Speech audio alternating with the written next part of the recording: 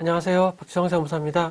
이번 시간에는 이제 77회 기출문제에 대해서 같이 알아보는 시간을 갖도록 하겠습니다. 자, 먼저 이론 문제입니다. 자, 1번 한번 보겠습니다. 자, 1번은 회계의 주요 질적 특성 중에서 신뢰성의 하부 개념이 아닌 것을 냈습니다. 자, 우리 회계의 질적 특성은 시험에 자주 나옵니다. 자주 나오고요. 질적 특성은 크게 두 가지로 나뉘죠. 목적 적합성, 주요 질적성, 목적 적합성과 신뢰성 두 개로 나뉘죠. 이게 주요 질적 특성입니다.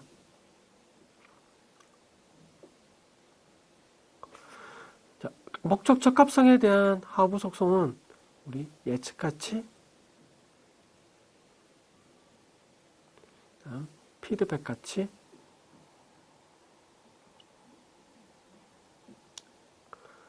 적시성 이렇게 있죠. 이렇게 있고 우리 신뢰성에 대한 하부 속성은 표현의 충실성,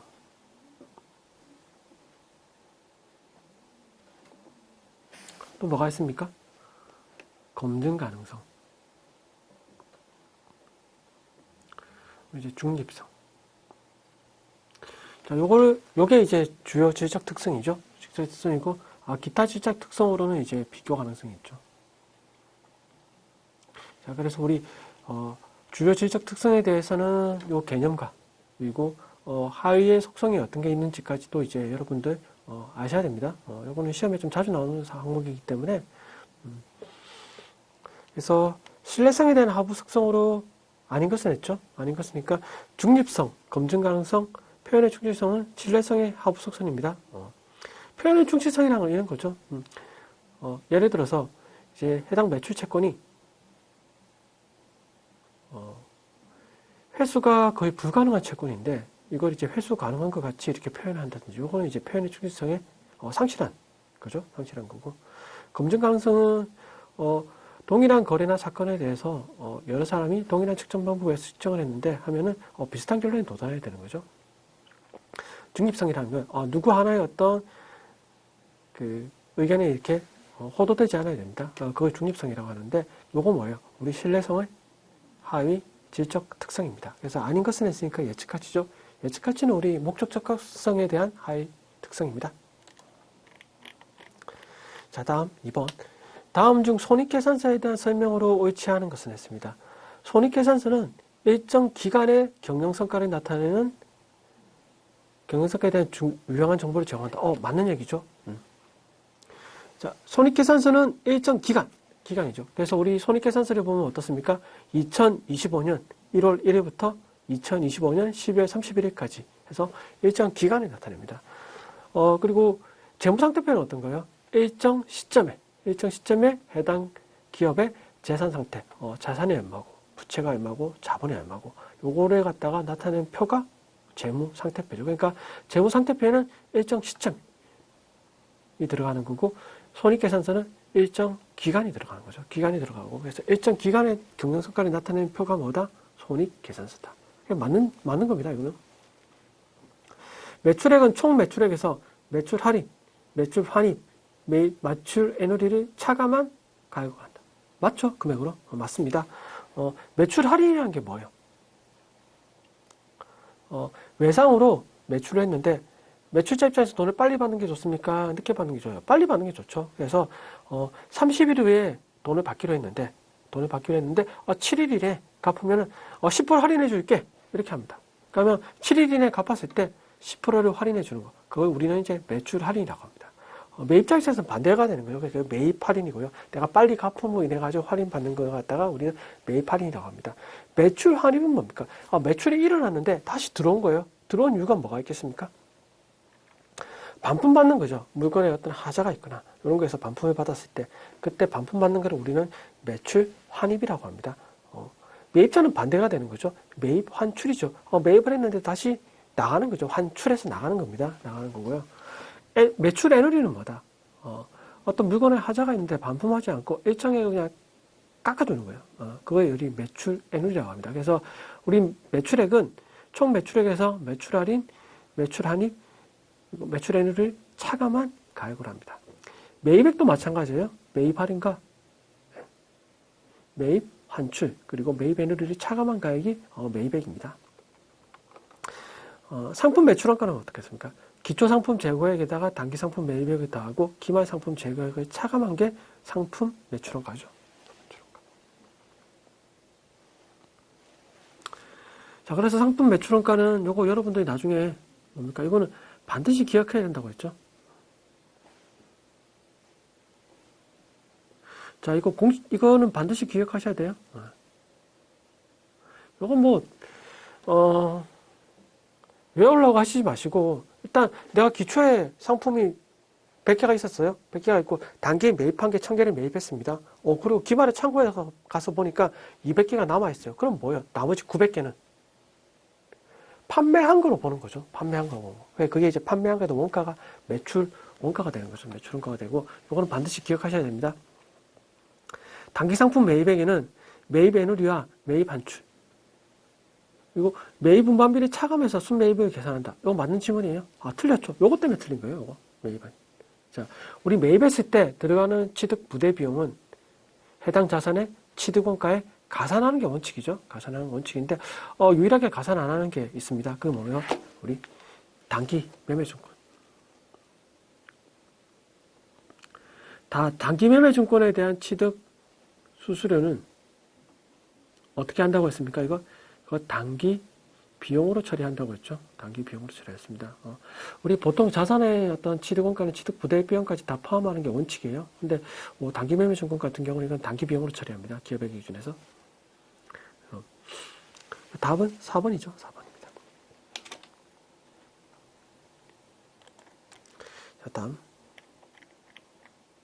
자, 다음은 기계장치에 대한 자료에 취득한 기계장치 자료인데 취득 원가는 얼마인가 했습니다.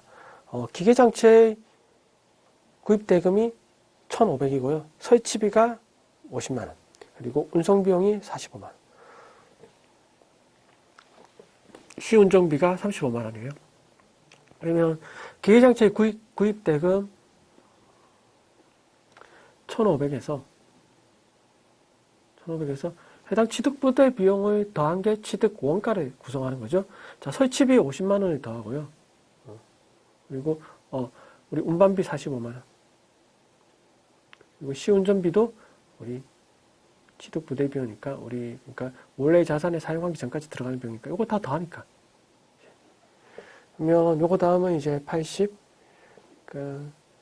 1630이 되겠네요. 1630. 자, 운송비용 같은 경우는 어떻습니까? 매입자가 운송비용을 부담하는 거는 매입자가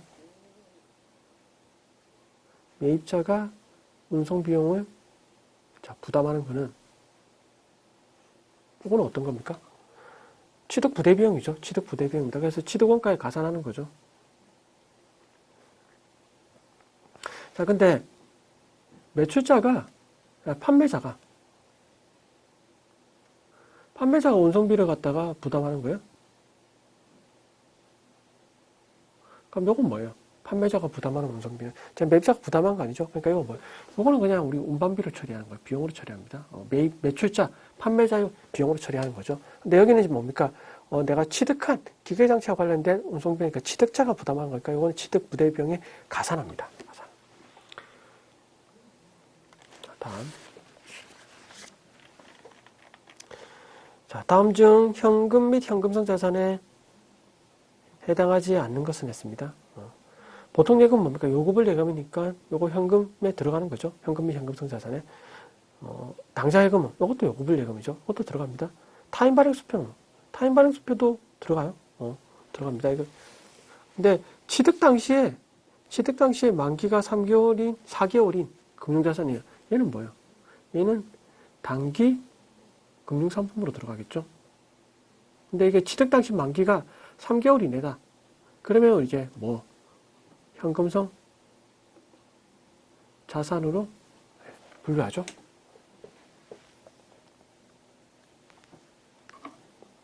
자, 취득 당시에 3개월 이내 그 이자율 변동 등에 대한 가치 변동에 대한 어떤 위험이 없고 취득 당시 이제 만기가 3개월 이내에 도래하는 금융자산 같은 경우는 우리 현금성 자산으로 분류합니다. 그래서 4개월이니까 얘죠. 3번이죠. 3번. 자, 다음 5번입니다. 2025년도 손익계산서의 이자 비용은 50만 원입니다. 주항공의 2024년도 말과 2025년도 말 재무상태표 관련 계정이 다음과 같을 때 2025년도 현금으로 지급한 이자 비용은 얼마인가 했습니다. 자, 우리 이렇게 되겠죠.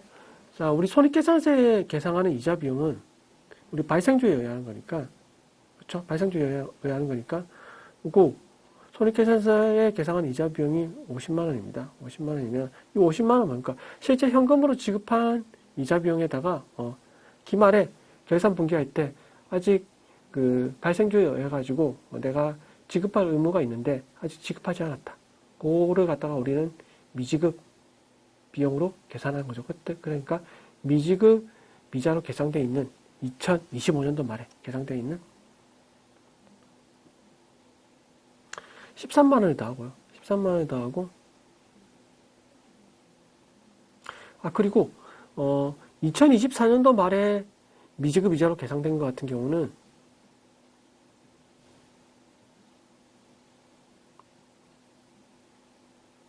이렇게 되겠죠. 나중에 이거는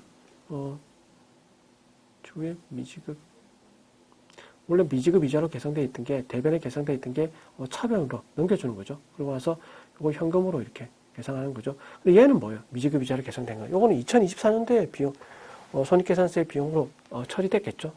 처리된 거고. 그럼 여기서 현금으로 지급한 이자 비용을 구하라고 하면 여기서 이거를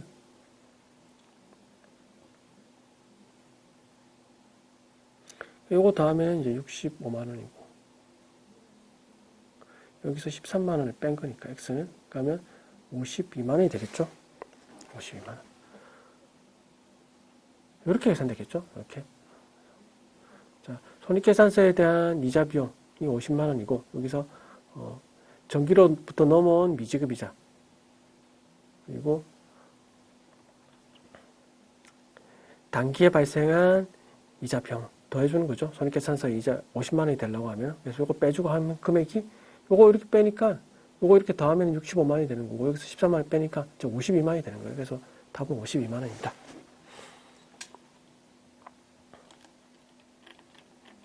자, 6번 한번 보겠습니다.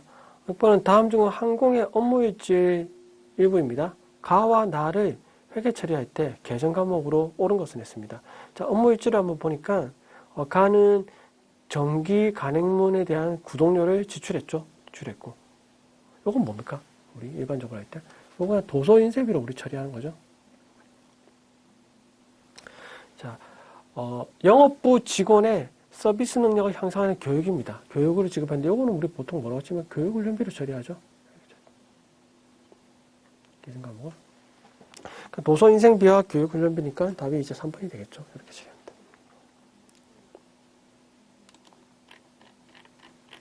자, 다음 7번입니다. 7번. 2025년 12월 30일이 결산 시에 회계 처리로 옳은 것은 했습니다. 5월 1일 날, 소모품 100만 원을 현금으로 구입하고 현금으로 지급했습니다. 그리고 요거는, 전액 자산으로 처리했습니다. 지금. 그럼 이때 회계 처리가 어떻게 했겠습니까? 차변에 소모품. 얼마? 100만 원. 대변에는 뭐였습니까? 대변에 현금. 자, 100만 원. 이렇게 회계 처리했겠죠? 이렇게 회계 처리하고 12월 말 현재 소모품의 미상액이 20만 원이에요. 그러면 전체 100만 원 중에서 자, 사용된 게 미사용액이 20만 원이니까 사용된 거는 80만 원이죠. 그러니까 80만 원만큼을 갖다 뭡니까? 비용으로 인식해 줘야 되는 거죠. 그래서 연말에 가가지고는 이제 소모품비 사용된 거 소모품비를 80만 원 처리를 하고 자, 소모품을 자산으로 계상되어 있는 소모품이 이제 감액되는 거죠. 그래서 답은 차변의 소모품비 80, 대변의 소모품에서 4번이 되겠네요. 4번. 이렇게 됩니다.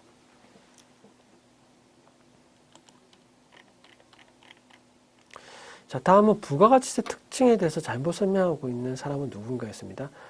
해서 소비지구 과세원칙을 구현하기 위해서 영세 제도를 두고 있다. 맞아요? 맞는 질문이죠. 자, 영세율은 소비지구 과세 원칙을 구현하기 위해서 둔 제도입니다. 이와 반대로 이제 면세는 뭡니까? 보통 이제 기초생활 필수품이라든지 역진성을 완화하기 위해서 이제 두는 거죠. 역진성 완화니까 우리 부가세라는 건 뭡니까? 잘 사는 사람이나 못 사는 사람이나 똑같은 세금을 부담하는 거예요. 우리 삼성전자 이재용 회장이 우리 생수를 하나 샀어요. 그래서 생수를 하나 사서 우리 생수 가격에는 부가가치세가 포함되어 있는 거죠. 포함되어 있기 때문에 자기가 생수 샀을 때 부담한 부가가치세와 그리고 이재용 회장님보다 훨씬 못 사는 저 같은 사람이 이제 생수를 샀을 때도 금액은 똑같이 내는 거예요. 잘 사는 사람이나 못 사는 사람이나 똑같이 내는 겁니다. 똑같이 내는데 그런 걸 완화하기 위해서 뭡니까? 부가가치세를 면세해 주는 거죠. 그게 이제 역진성을 완화하는 게 기본적인 이제 목적입니다. 면세 같은 경우는. 그래서 영세율은 소비지급 과세 원칙을 구현하기 위해서 수출에 대해서는 영세율을 적용하고 그리고 수입했을 때는 과세하는 거죠. 그래서 수입하는 데서 과세를 하겠다는 거예요. 과세를 하는데 그래서 영세율은 소비지급 과세 원칙을 구현하기 위한 거다. 맞는 질문입니다. 현진, 납세 의무자와 담세자가 일치하는 직접세이다. 자, 부가가치세는 세금을 납부하는 납세 의무자와 요거 세금을 납부하는 자요.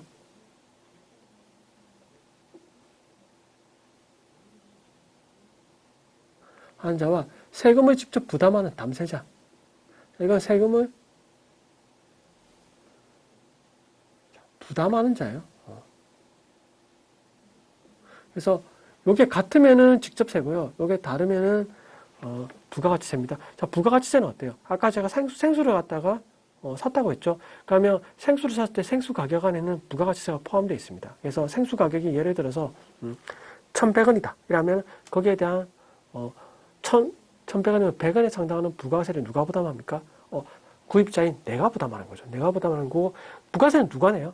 거기 받아가지고 거래징수에서 그 물건을 판매한 사람, 뭐 편의점에서 샀으면 편의점 점주가, 편의점 사업자가 그 세금을 내는 거죠. 그래서 부가가치세는 납세 의무자와 담세자가 틀린 가장 대표적인 세금입니다.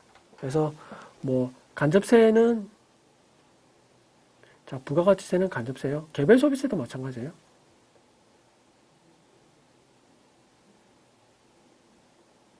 자, 근데 직접세는 자, 같은 거죠.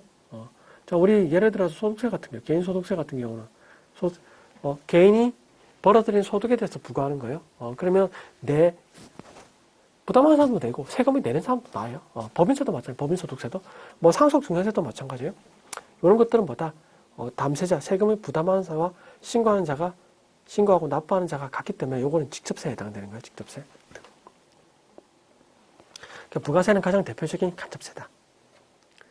간접세라서 납세 의무자와 담세자가 서로 다 틀리죠. 아까 제가 납세 의무자와 담세자가 같으면은 직접세라고 했고 그게 틀리면은 간접세라고 했습니다. 그래서 간접세예요.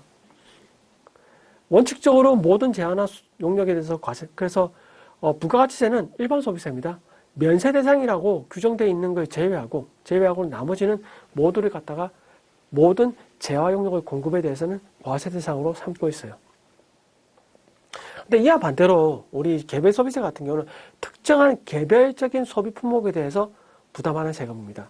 예를 들어 가지고 차 같은 경우 승용차, 우리 8인승 이하 차량 같은 경우는 개별 소비세 과세 대상이에요. 그러니까 차를 갖다가 구매했으면 개별 서비스가 부과된 또 기금속이라든지 이런 것들은 이제 개별 서비스. 이거는 개별 어떤 특정한 품목에 대해서 열거해가지고 거기에 대해서만 이제 과세하고 있는 게 개별 서비스고요. 부가가치세는 면세 대상으로 규정된 걸 갖다 제외하고 나머지 거는 원칙적으로 모든 걸 갖다가 세금을 재활용료 공부에 세금을 부과하는 일반 소비세죠. 그래서 이거는 일반 소비세입니다. 틀린 건 뭐 누구예요? 현진이죠. 현진이 틀렸습니다. 답은 2번이에요. 자, 다음 중 부가가치 신고 납부 환급에 대해서 옳지 않은 것은 했습니다. 각 예정 신고 기간 또는 과세 기간 종료 후 25일 이내 부가가치를 신고하는 게 원칙이죠. 맞습니다. 자, 부가가치 과세 기간은 1기는 1월 1일부터 6월 31일까지가 1기고요. 2기는 언제입니까? 7월 1일부터 12월 31일까지가 2기고요. 1기는 다시 또 1기 기수를 갖다가 다시 또 예정과 확정으로 나눕니다. 우리 법정 용어는 과세기간 최종 3월이라고 해요. 근데 이때 예정 신고 기간은 언제입니까? 1월 1일부터 3월 31일까지. 확정은 언제입니까? 4월 1일부터 6월 31일까지.